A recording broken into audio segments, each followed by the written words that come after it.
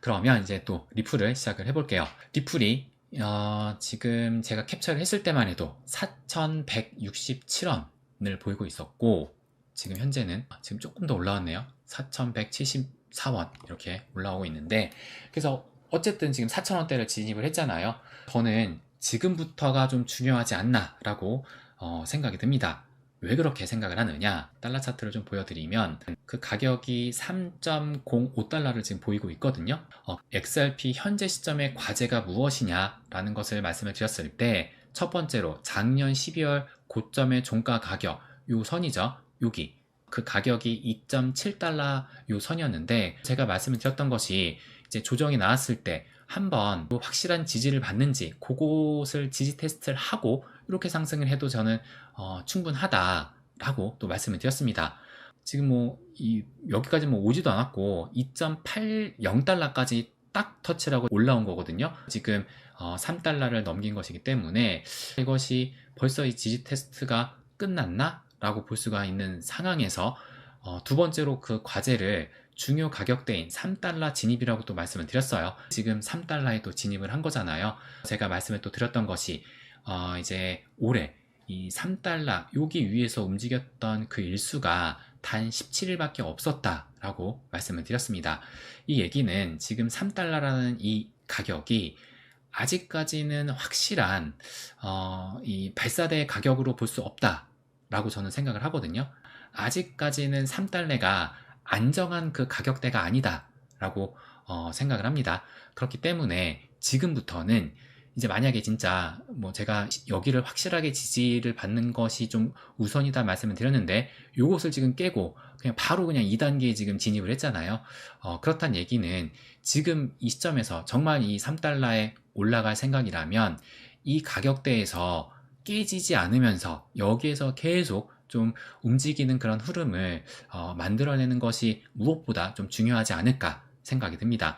요 고점이 지금 3.4달러거든요. 현재 이 올타임 하이에요. 이 리플의 사상 최고가 가격이 지금 3.4달러, 딱 3.4달러인데 여기를 지금 아마 저항으로 작용을 할 것 같아요. 요 가격대에서 좀 움직이면서 확실하게 좀 지지를 받는 것을 만드는 것이 어떨까? 딱 여기처럼. 그러니까 2달러를 지금 몇 개월 동안 지지 테스트를 겪으면서 결국에는 확실한 지지를 또 확인을 했잖아요. 그와 같이 이번에도 3달러의 이 지지를 좀 여기서 바로 가는 것보다는 어느 정도의 이 지지 테스트를 겪으면서 확실한 3달러가 리플의 이제 가격이다 라고, 그러니까 이제 그 얘기가 있죠. 리삼딱, 리플은 300원이 딱 이라는 얘기가 있는데 300원이 아니라 리플은 3달러가 딱 이게 돼야죠. 그러니까 2, 3딱이 딱 될 수 있도록 앞으로는 그런 흐름이 좀 나와야 되지 않을까라고 또 생각이 듭니다. 네. 지금 또 주봉으로 보게 되면은 지금 4주째 상승이 나오고 있으면서 이번 주도 지금 무려 8%의 상승이 나오고 있습니다. 그러니까 어제도 지금 이더리움만큼은 상승이 나오지 않았지만 그래도 그에 비슷한 상승이 나오고 있거든요. 그래서 현재 지금 이번 주 종가도 한 8% 정도 상승이 나오고 있으니까 제가 조금 전에 말씀을 드렸던 요 3달러 그래서 지금 주봉으로 했을 때 1월 달에 종가 가격이 3.02달러거든요. 그러니까 거의 지금 3달러예요. 그래서 요 3달러 위에서 움직여 주는 것이 무엇보다 좀 중요하지 않을까라고 또 말씀을 드리고 싶습니다. 그러면서 이제 이것도 또 체크를 해볼게요. 이제 알트 대장 이더리움이 어제 같은 경우 24시간 대비해서 7.4%의 상승이 나왔는데 XRP 같은 경우는 5%니까 그에 지금 못 미치긴 하지만 그래도 훌륭하다라고 볼 수가 있죠. BNB도 4.2%, 솔라나도 5.6%, 도지코인도 조금 어제 좀 상승이 나왔어요. 다행이죠. 그 다음에 트론도 2.9%. 그러니까 지금 보시면 이게 메이저 10개 코인을 보시면 메이저 10개 코인이 상당히 강하거든요. 그러니까는 아직까지 이 밑에 있는 코인들은 크게 올라오지 않고 있다라고 또 볼 수가 있습니다. 아무래도 우리가 그 알트코인 그 흐름으로 봤을 때 비트코인이 움직이고 또 메이저, 그러니까 이더리움이 움직이고 또 메이저 알트가 움직이고 또 그 다음에 비메이저가 움직이고 또 나중에는 이 잡 알트가 움직이고 요 순환 사이클을 우리가 그 도식표를 기억을 하잖아요. 그래서 현재가 그런 움직임으로 좀 볼 수 있지 않을까. 딱 보기만 하더라도 지금 메이저 위주로 좀 상승이 나오고 있지 않나 이렇게 또 볼 수가 있습니다. 일주일이 또 변화를 보게 되면은 이더리움이 20%, XRP가 25%니까 그럼에도 지금 XRP가 조금 더 상승이 나오고 있고 30일 기준으로 해서도 이더리움이 32%, XRP가 40%니까 XRP가 이 30일 기준조차도 조금 더 상승을 하고 있다. 이렇게 또 볼 수가 있어요. 그래서 YTD 1월 1일 연초 대비해서도 아직까지는 이더리움은 마이너스 0.5%의 소폭의 지금 하락 거의 다 올라왔어요. 아마 빠르면 오늘, 그래서 이번 주, 다음 주에는 연초 대비해서도 상승으로 좀 돌아서지 않을까라는 생각이 들고, 또 리플 같은 경우는 지금 연초 대비해서 30% 위에 있는 상황이다라는 것을 알 수가 있죠. 또 이것은 비트코인보다도 더 나은 지금 성과입니다. 지금 리플이 상당히 강하다라는 것을 요것만 봐도 지금 알 수가 있어요. 그래서 올타임 하이 기준으로 해서는 이제 마이너스 1.6%로 또 볼 수가 있고, 또 XRP 같은 경우가 마이너스 7%, 또 이더리움이 마이너스 30%로 볼 수가 있으니까 이더리움이 갈 길이 아직은 좀 남았다. 근데 이 얘기는 이더리움이 갈 길이 많이 남았기 때문에 이더리움이 이 갈 길을 가면서 이더리움이 이제 다른 알트코인, 비메이저 코인들의 이 머리 끄댕이를 잡고 끌어올리지 않을까, 이렇게 또 기대를 해볼 수 있다라고 생각이 듭니다. 그래서 이더리움이 아직 한참 달려야 되는데 이것은 알트, 이 잡 알트, 또 비메이저 알트들에게는 좋은 하나의 요인으로 볼 수 있지 않을까, 이 부분도 말씀을 드리고 싶습니다. 그래서 제가 이 리플에 대해서 말씀을 드리고 싶은 것은 결론적으로 이 리플은 급할 것이 없다. 그러니까 천천히 가도 충분하다라고 말씀드리고 싶어요. 다시 한번 말씀을 드리면 여기에서 바로 이렇게 바로 5,000원 뚫고 가기보다는 저는 어느 정도 3달러를 확실하게 지지를 받고 가야 더 크게 갈 수 있다라고 저는 생각을 하거든요.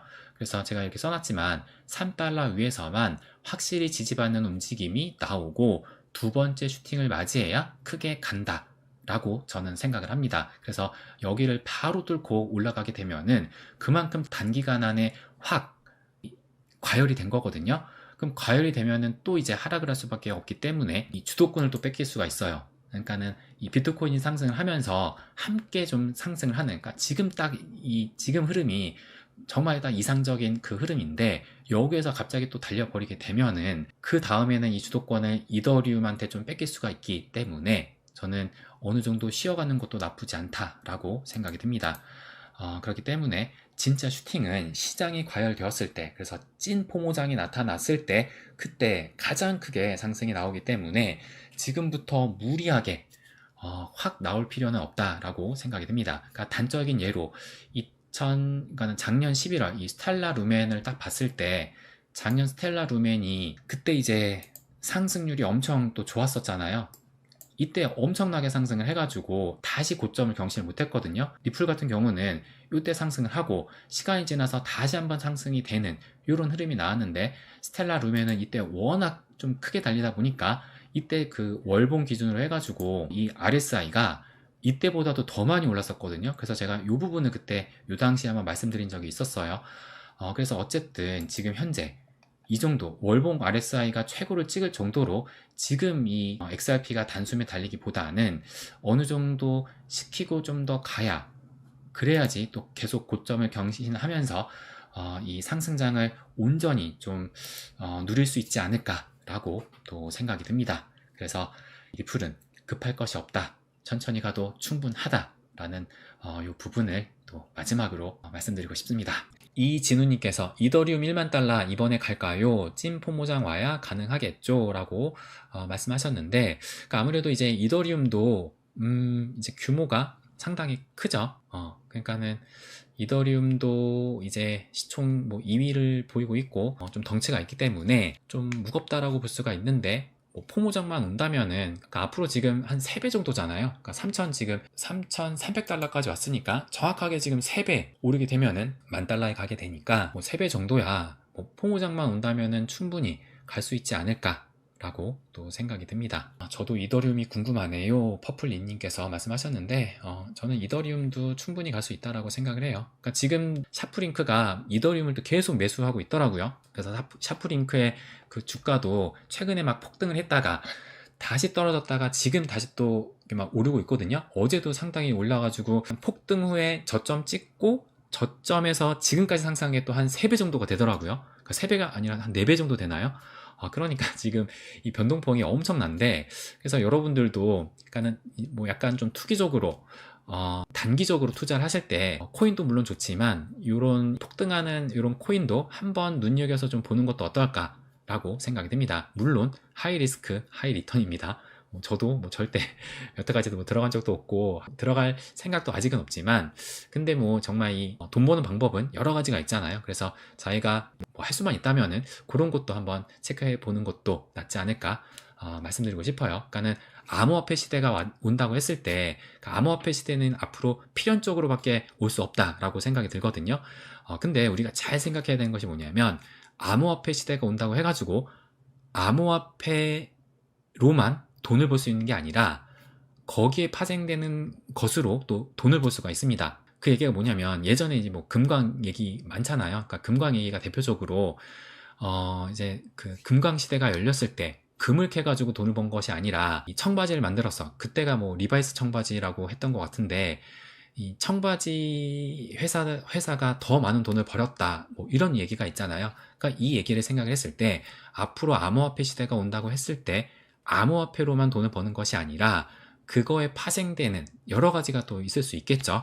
그러니까 암호화폐에 관련된 주식이라든지, 아니면 뭐 암호화폐에 관련된 뭐 직업이라든지, 뭐 아무튼, 아니면 암호화폐에 관련된 뭐 사업도 있을 수 있겠고, 그러니까 아무튼 암호화폐에서 파생된 그런 것으로 해가지고 돈을 벌 수도 있기 때문에, 암호화폐 시대가 온다고 했을 때 암호화폐만 보는 것이 아니라 그거에 파생되는 것이 뭔지도 좀 파악을 하시면서, 그때 시대적인 변화에 맞춰서 내가 좀 계획을 잘 짜면은 요 부의 이전이 또 이제 암호화폐 시대를 통해서 나에게로 올 수 있지 않을까, 이런 부분도 말씀을 드리고 싶습니다.